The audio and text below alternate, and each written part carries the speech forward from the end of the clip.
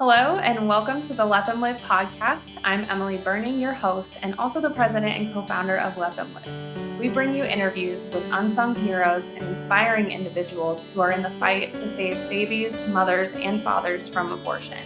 Our goal is to amplify their voices and bring their stories to the forefront, shedding light on the incredible work they do and the lives they touch. This is more than just a podcast. It's a platform that allows everyone to share their pro-life stories and inspire us to passionately continue advocating for life.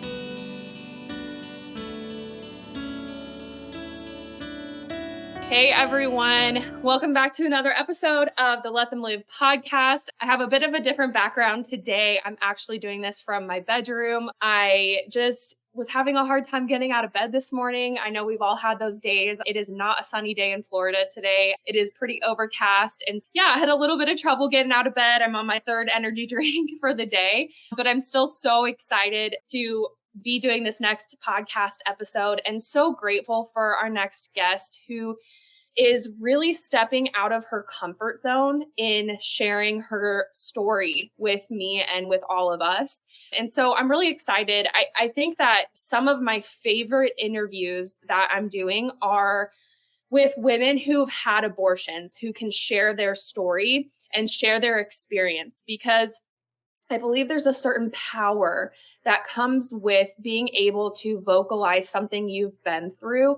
And abortion is one of those things where you can absolutely keep it in, you can let it fester and let the shame and the guilt of the abortion take over. But there's a power in being able to share the story and open it up and just heal from it. So I'm really excited. And our next guest that we're having is Casey. Casey is a Let Them Live donor and passionately pro-life, just absolutely amazing because of her own experience with abortion.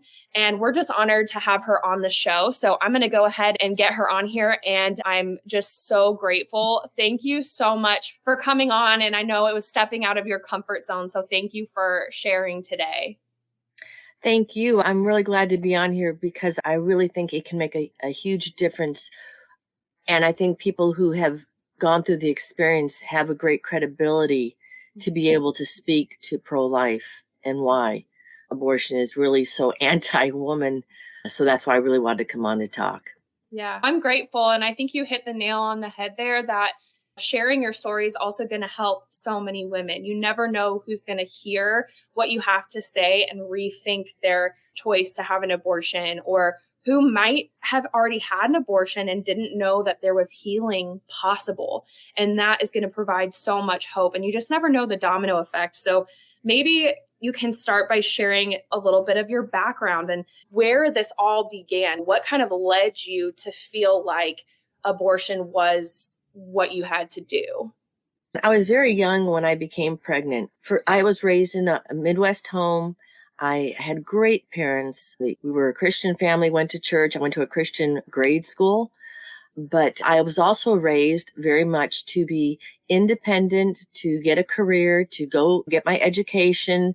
If I got married someday, that was great, but to be independent so I could take care of myself either way. So neither of my parents had gone to college. They had some college courses, but they were very strong about wanting me to be independent because they had seen how some women were very dependent on their husbands, and they didn't want that. While I think that's great that they encouraged me that way, I think sometimes we have to accept that either way a woman wants to go, whether, like my daughter, for example, would often say, I just want to be a really good wife and mom. And I said, that's great. If that is what you want to be and you make a nice home for your family, that's a wonderful calling. And so I just think sometimes it was in the 70s. So I think that was when there was a big push for women to become independent and career oriented. Yeah. So I think that was part of it too. But I had just started high school. I had just turned 14. And I met a senior 2 weeks into high school. So I almost feel like I was preyed upon looking back on it, because here's this senior popular person showing me attention. And 2 weeks into high school, I'm dating a senior. And I will say this was also without my parents' knowledge Mm. because he was African American. Like during that time, that was stigmatized, maybe? Oh, yes. Yes. I'm glad you brought it out because today it's not so much. However, there are still, and I'm going to get to that aspect of it, but yes, first of all, I was in a school of about 2,400 students. There were only 2 African American male students in that whole school. And I had also been raised, and my parents were not racist in the extent that they were very against any racial discrimination. They were very accepting of races. It wasn't that. But I think because of the stigmatism at that time, my dad was very much do not bring a black man home.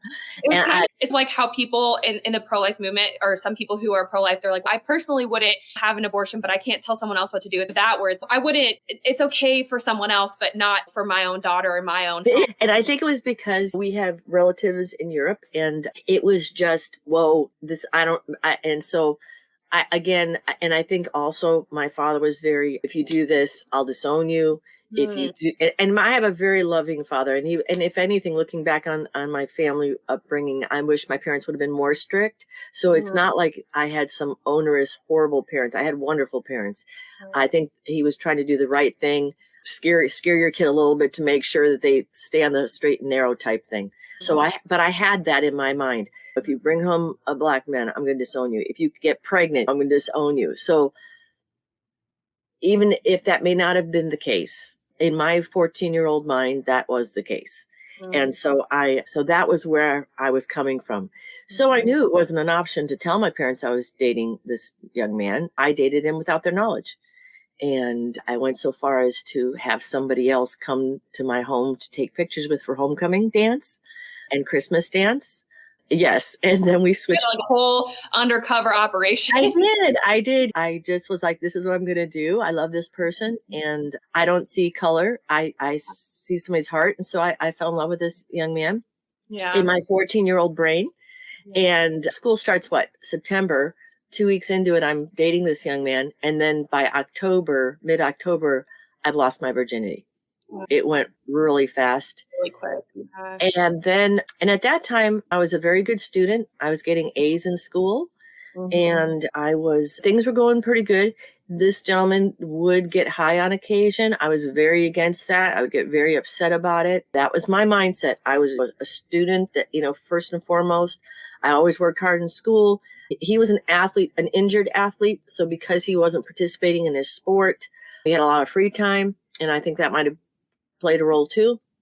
So I was going into this very against drugs, very studious. Even when I was dating him, I still got great grades, mostly A's my first semester. Colored within the lines. Right. Yeah. Yeah. So that was the background of where I was coming from. Let me just see here. I think that was, so just paint you the picture of where I was at in the first semester of my freshman year. And that was before I got pregnant.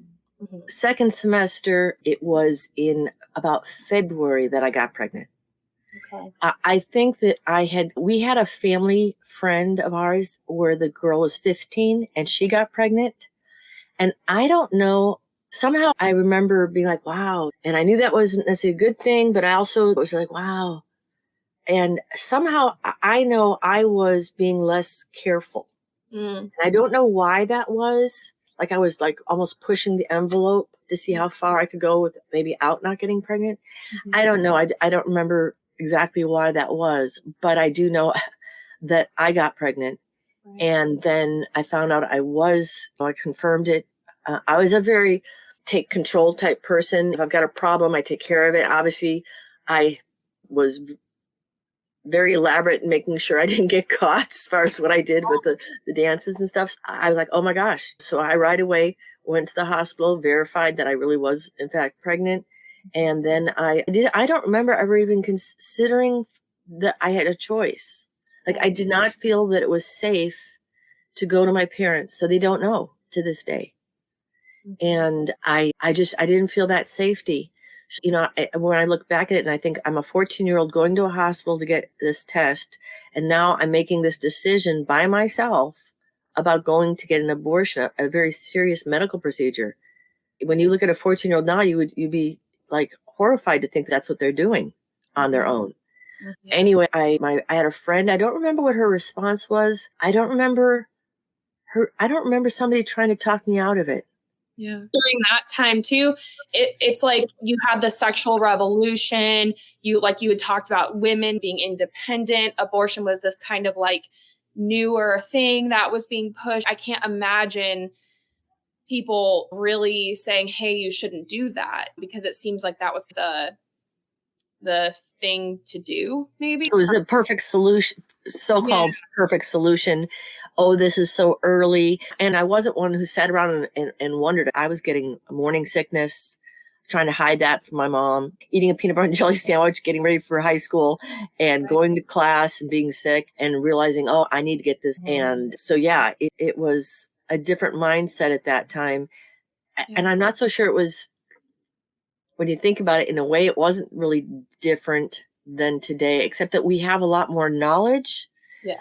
And anyway, so I looked into it and found out that I could go downtown to the big city and get it done. So my good friend, she came with me, my boyfriend came with me, and I went down. And the key thing I remember when I went down, I remember the train ride when going there, and it was, I think from the outside, it didn't look like you were like going to a clinic, and it wasn't a warm, homey feeling. But Right. inside, they had all their little your organs look like. And the key thing I remember really very clearly is it's just a blob of tissue. It's just a blob of tissue. And that was very vivid in my mind of what they explained, because I was asking questions. And honestly, that's a key thing. At 14, it's sad that weren't educated more about, but at the time, sonograms were very just coming out, and they weren't as clear and good as they are today. But an important point to hit on as well is there's so many women, even still today, that are getting abortions and they're not actually being given correct information or all of the information. And that's absolutely heartbreaking, because this is a permanent thing. Abortion is not something that can be undone. And so women are being told, oh, it's just cells, it's just tissue, it's just uterine tissue. They're being misled with fake pictures of what their little 10-week fetus looks like. And then it happens, and then you're learning later on, oh, actually this was my baby had feet, or whatever it is at the time. And that's really heartbreaking. And women deserve so much more than that. And so I think that's something that has probably stayed true from when you had your abortion to now, is just the lack of information / the lack of truthful information being given to women before abortions. yeah, definitely, because that phrase, it's just a blob of tissue. As a 14-year-old, that's what I was envisioning. Just a little drop of some cells, some skin. Nothing formed at that time is the impression I got. And I was roughly about 8 to 10 weeks pregnant, is my estimate at this time. It was fairly early on. And then the other thing I remember was they give you an injection in your cervix to dilate it. And that was really painful. Getting a shot in there was, yeah, I can still remember how piercing that felt, and such a deep pain. And it was in a very delicate area. And then I remember the clinking on the tray, and I remember them saying numbers. And I didn't realize the importance of that until decades later when I learned more. But I don't remember if they call the head number 1 or number 2, but I do remember them asking something about, do you have number whatever? It was either number 1 or number 2. I later learned that it's important that they have all the body parts. And I don't know, like I said, if the head is number 1 or number 2, but they needed to make sure that they had that. And just thinking about the fact that we're talking again about dismembering, and that they would actually have a number for the piece that is the head. I think that's just. And how awful is that too? Because they just got done telling you that it was just a blob and there was nothing there, when they are fully knowing, fully aware that there are body parts that are formed and forming. And that just makes me sick to my stomach. That is the greatest deception I have ever heard of. And to what end, right? it didn't help you at all. This hurt you. So what was really their goal? Was it money? What's the end goal if you're just lying to someone saying this is a blob of tissue and then you're then numbering the baby's body parts to make sure that you have it all out? Like that just is just so sad to me. Yeah, and in addition to the deception, I just was thinking there was no suggestion of, have you thought about this? Have you, these are other resources available. So of course, that's their business, but still, for my own your client's mental health, there should also be some discussion maybe of, were you aware of these other options? I don't recall what the hospital or the facility, anybody giving me options. Hey, there's this organization, and maybe there weren't many at that time. I don't know, but I still think there should have been something. And as a And rule of thumb, it seems you really, in general, probably can't trust a business that is providing abortions and making money off of abortions to provide women with other options because they are benefiting from the choice of abortion. And so I always caution women, look, you need to get more information on your own. You can't trust that someone who's going to be making money from you on this procedure is going to give you that information. There are one-offs. We've had women come in to Let Them Live that were referred by individual workers or nurses at Planned Parenthood because I think they themselves truly believe women should have a choice. But yeah, on a whole, it doesn't seem like that's going to be something that can be trusted from them. exactly. And at 14, I didn't, like I said, I was pretty Yeah. tunnel vision with my view, but it's just interesting that I don't recall any information to make a different decision. Yeah. And then, of course, I went home. I had a lot of aching, and I remember I had to stay overnight at my girlfriend's house because I didn't want to go home. Had some bleeding. I was definitely having abdominal cramps and aching. And then it's like a blur. I don't really remember how it affected me mentally That was gonna be afterwards. my next question was like emotionally, mentally, how were you feeling? I don't know that I felt relieved. Like I said, I think I was numb. Mhm. However, I do know that it did have a drastic effect on me as far as I had my abortion in March, and then April 1st, we're talking just 2 weeks later, on April Fool's Day, I tried marijuana. I go from not being completely against drugs to smoking pot, trying it on April Fool's Day, no less. I think that was really, I've always thought about that, how appropriate it was because I was being a fool.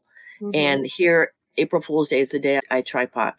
Well, and you probably And were like subconsciously too, even if you were just feeling numb. I think that abortion can affect women subconsciously as well. And it may not surface until later. So you were probably trying to find some sort of not like something to, I don't know, maybe you can talk more on that. There was so something in you that was I think I needing. lost self-esteem. Mhm. Then I think there's an extreme loss of self-esteem that's not necessarily that you perceive it as that. You don't necessarily know that's what it is, but it was looking back on it, I can see there was a huge loss of self-esteem, self-respect, loss of self-respect.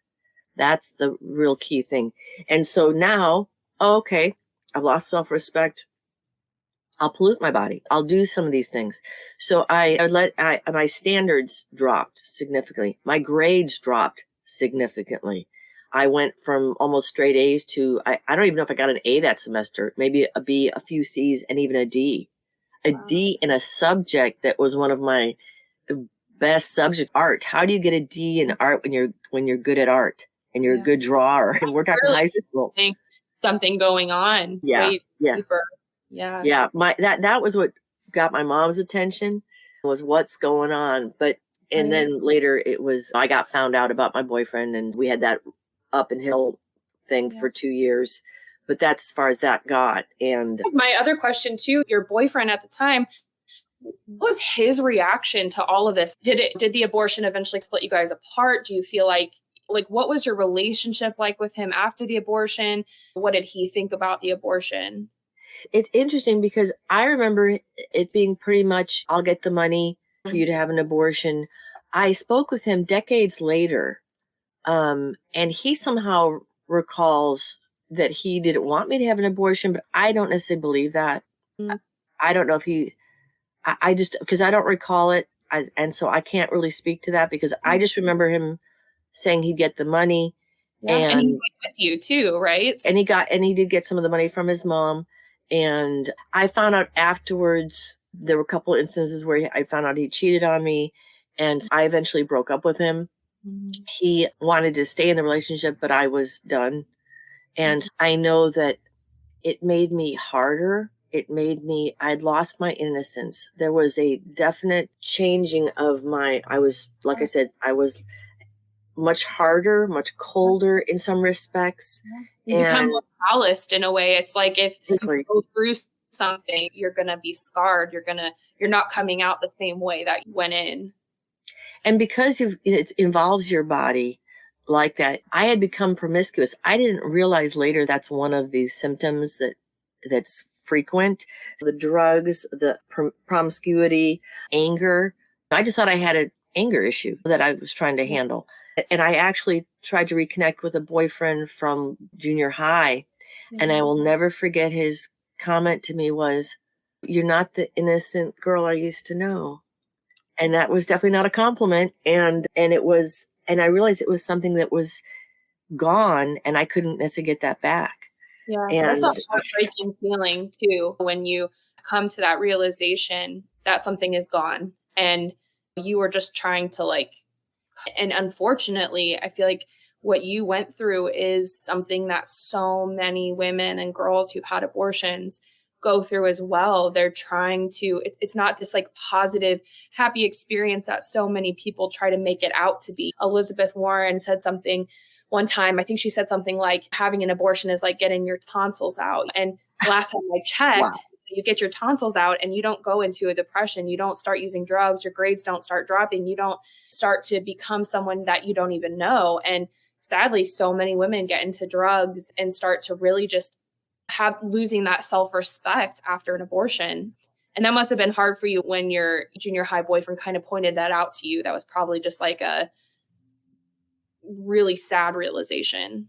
It was because I also knew I couldn't get that back. I couldn't grasp that back. And the thing is, they always say, oh, you can talk to a woman a year or 5 years later and she won't regret her abortion. And you know what? I probably didn't regret it within that time frame. I didn't know that some of these things that I was now being were because of the post-traumatic stress syndrome of having an abortion. I didn't know that at the time, but I do know I kept on my track. I got my grades back up, graduated with honors from high school, went on to college, did well in college. Again, promiscuous, was doing drugs in college, went on to law school. And I stayed on track, got all that done.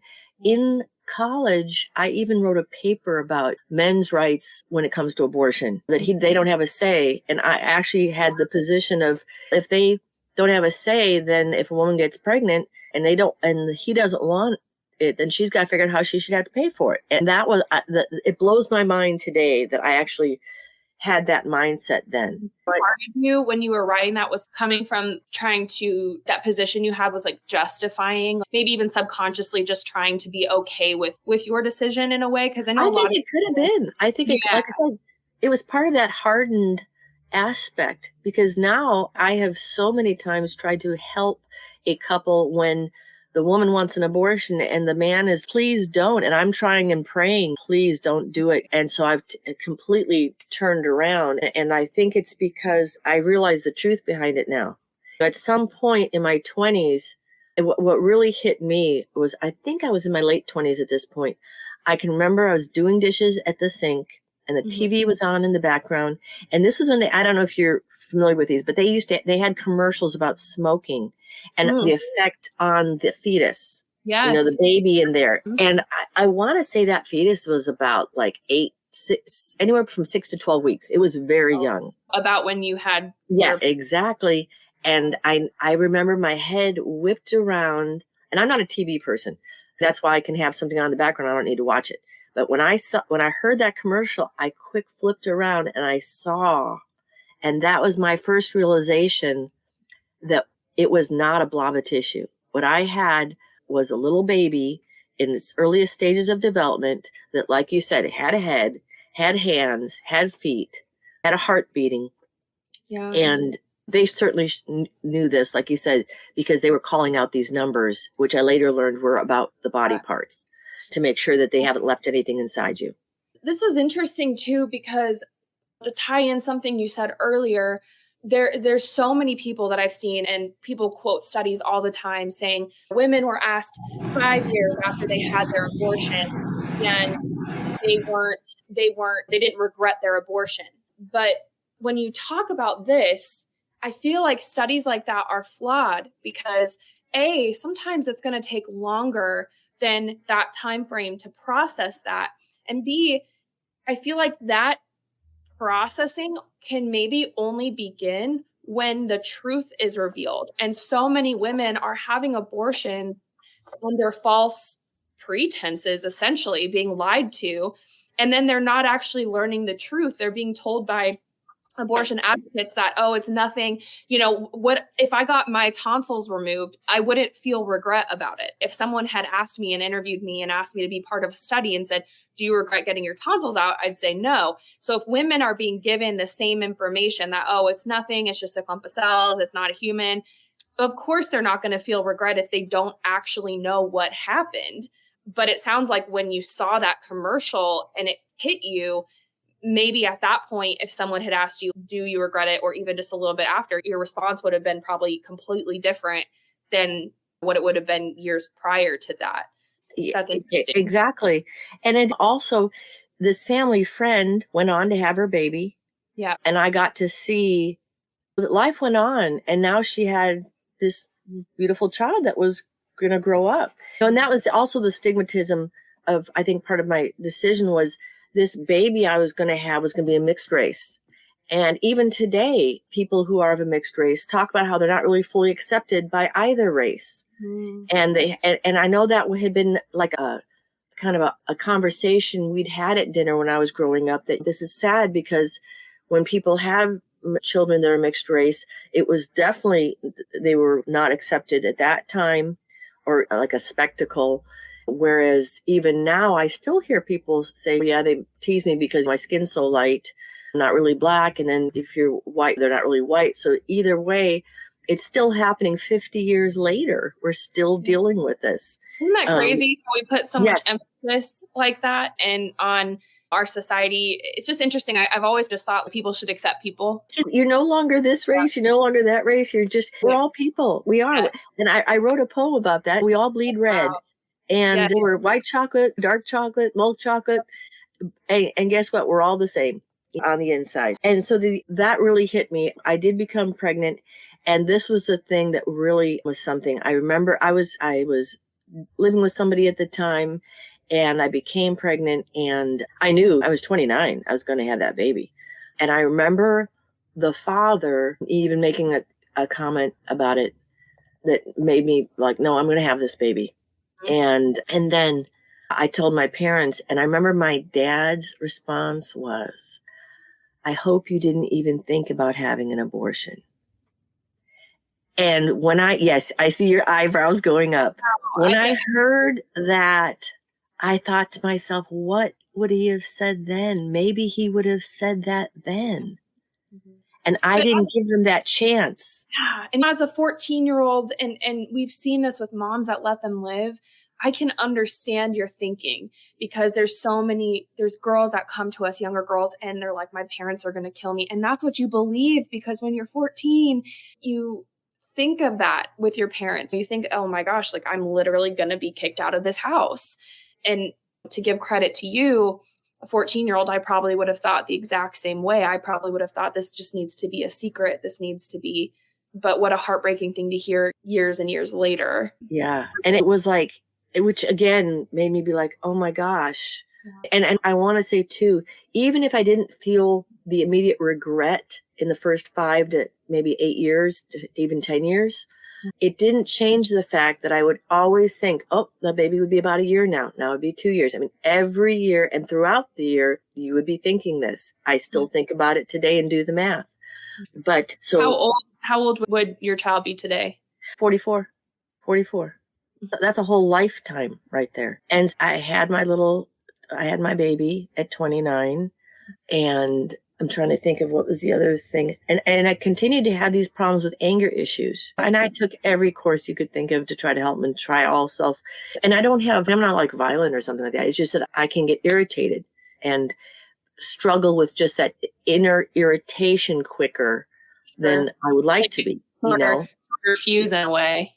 Yeah. Yeah. I have a short fuse. Exactly. I get over it quick, but I don't even want to have that short fuse. Mhm. And I didn't necessarily know what was the cause of it. What was this underlying burning thing?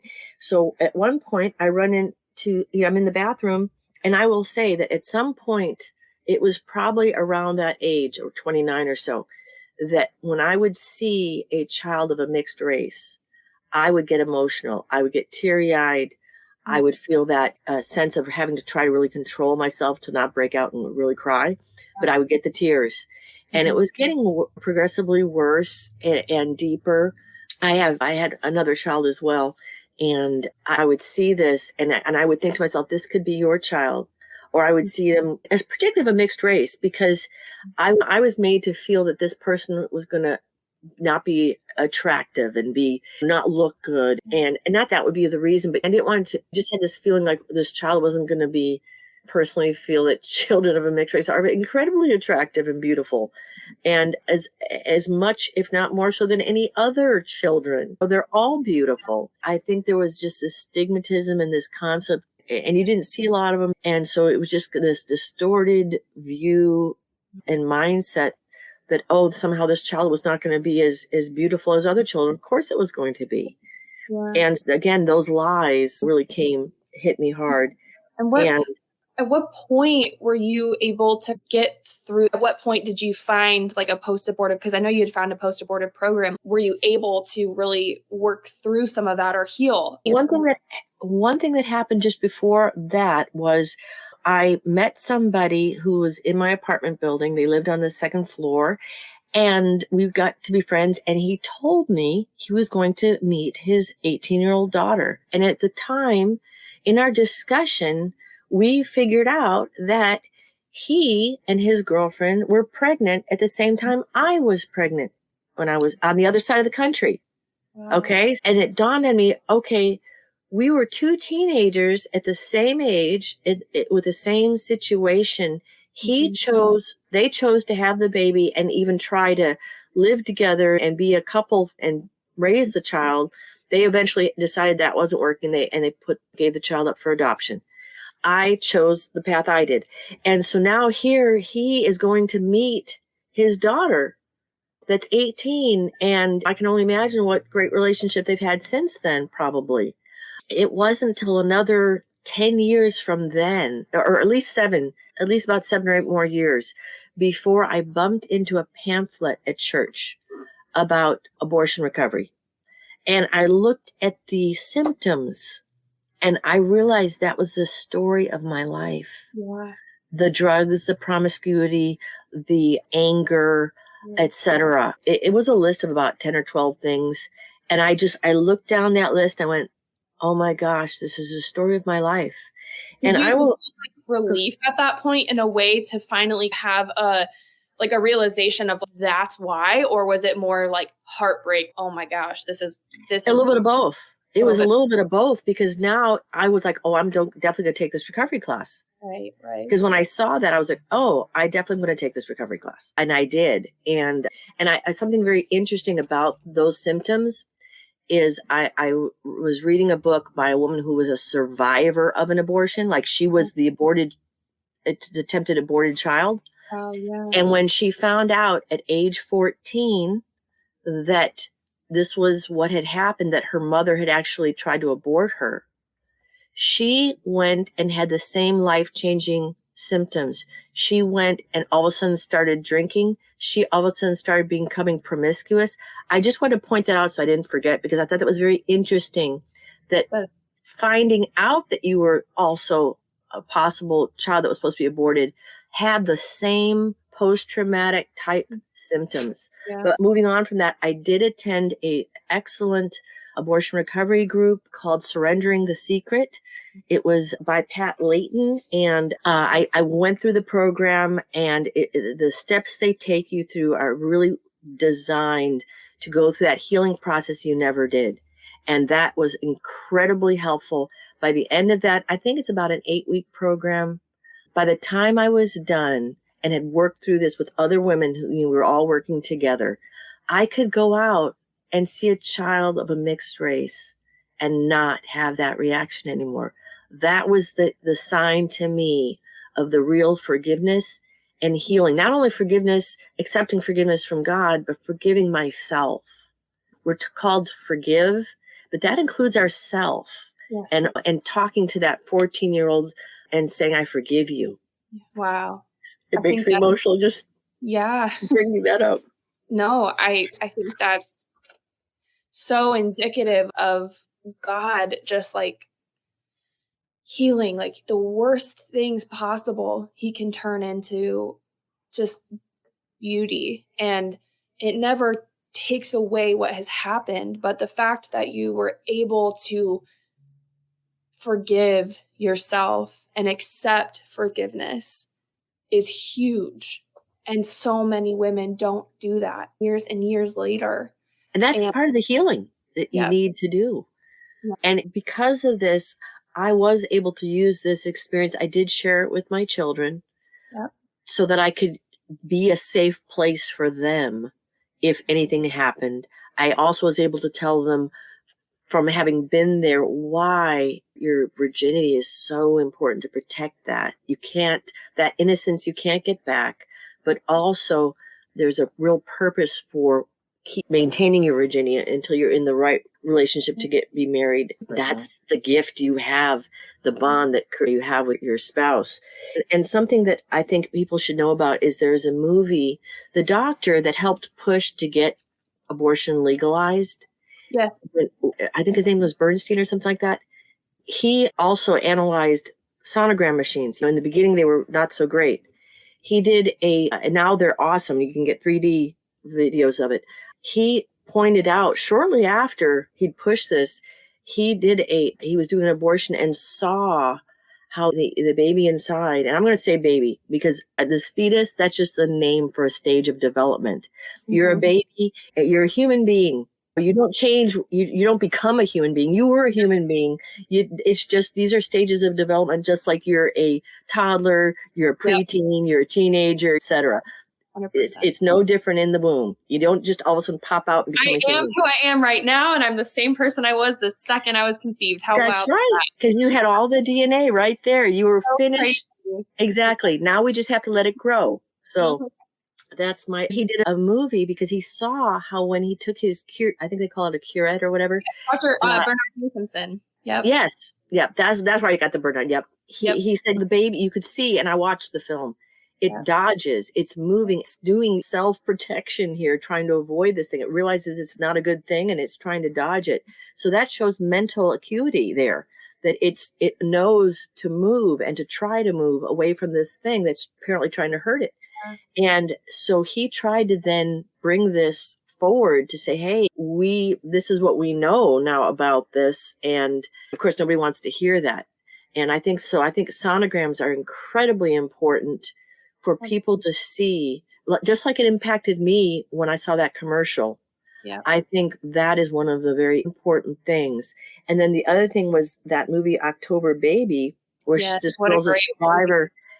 And that movie hit me hard. I don't remember if I saw it before or after I took the abortion recovery class, but when she goes to find her birth mom, and that birth mom's an attorney, that kind of really hit me because I had made that decision, except that I would like to think I would not have had that same reaction if my child had come to find me out. I would have been thrilled. Yeah. But anyone who's watching or listening to this, you got to go see October Baby and watch it. It's probably on Amazon Prime, and it's a great movie. I think I watched it for the first time in college. Yeah, it's a great movie. And then the other one is that I think it was called, the recent one, Unplanned, by the lady who left Planned Parenthood. Yep, Unplanned. Yep. Because again, it has great books. So impactful. And they have this really a lot of information there that people are not aware of even today. And so many people, I've watched interviews where they show them a sonogram from the 70s and they don't know what the heck that is. And a lot of us even still have a hard time figuring out sonograms when they're early. But when they see, and they'll say, oh yeah, I'm pro-choice, I'm pro-choice. And then when they show them a sonogram that's the better version that you can actually see of even an 8-week or 10-week fetus, a baby in there, they're like, oh, that's a baby. Oh no, I would not be okay with abortion. Oh wow. You see the transformation in their thought process just in a 10-minute interview by them looking at the proof. That's not propaganda. That's not lies. That's scientific Yeah. evidence. It's right there. And Yeah. Well, I so think that's great advice too for any woman who is like thinking about abortion or having one or whatever, is like just understand the truth. Get that sonogram, see your baby, understand that your baby has a heartbeat. That's a great place to start. and that exists regardless of how the child was conceived. So Yes. whether it was consensual or rape, and I do want to point that out too, is there are so many people who were raped and even at young ages, and they go, really wanted to have the baby. But everybody around me was like, oh, of course you want to abort it. This is child of rape and etc. But they often say that being now, pushed into having the abortion is like a second violation of their body It's that just they trauma now have on on top trauma. of trauma. Yeah. Exactly. And it's something that again is permanent. And I really think that it's God's way of turning a bad situation around and actually be a beautiful gift, because that child is still a beautiful gift. A child's going to love their mother, going to give them those beautiful hugs. And what nicer, beautiful gift can come out of something bad that happened? And there are so many famous people and many unfamous, of course, that are born of rape. And we And their wouldn't have lives had. matter. Right. I've looked it up before, and there's so many of these people. I know them by face, but Eartha Kitt was a famous African American woman. Sahara Jolie Pitt was born from the product of rape. Jesse Jackson, Lane Beachley, Kelly Wright, a former Fox and Friends weekend anchor. I remember there being Faith Daniels, Nell Carter, Ethel Waters. There's Kayla Braxton, Valerie Gatto. There are just so many out there that we don't even know, and the world's a better place because they were born. So I really think, and I know we're probably running out of time. The other thing I was thinking is a really good thing to do that maybe would help is we talk about adoption, but I'm thinking, and I've brainstormed this, is what about adoption of a mom, of a young Yeah, mom? well, that's actually perfect that you bring that up, because that was going to be one of my last questions, was like, how can the pro-life movement support women, best support them when they're considering abortion? And you're just spot on. So let's talk Yeah. about that. Let's talk about Yeah, adoption. I'm thinking the first thing was we do need to have in schools better education about fetal development. If they're teaching, unfortunately, in grammar school, the detail that they're pushing on kids, we certainly should be having, which is a reproductive process. We should be showing them the fetal pictures that show the formation of the child in the womb at these early stages, and all with beautiful colored photographs. That book has been in existence. There's many books that show that since for over 30 years now, because I owned one when I was pregnant at 29. So I know that they're out there.